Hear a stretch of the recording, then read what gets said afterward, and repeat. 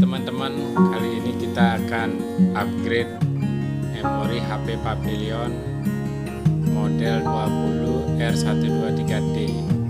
Pembukaannya gampang sekali, kita tinggal memutar dua baut di bawah yang kiri dan kanan. Casing akan langsung terbuka bagian bawahnya seperti ini. Nah, kita tinggal angkat aja ini bagian bawahnya ke atas.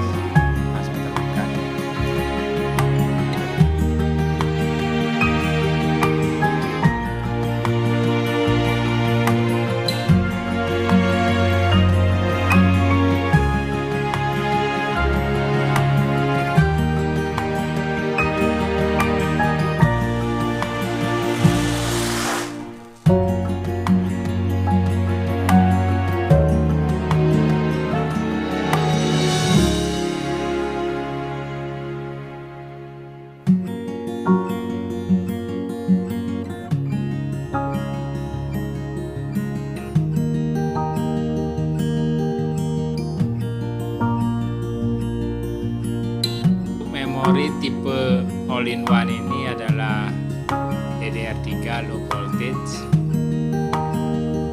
Aslinya itu berisi 2 GB, 1 keping.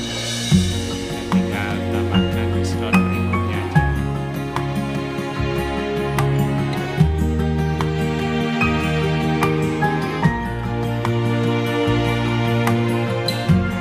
Tambahkan DDR3 4 GB low voltage, tipe low voltage.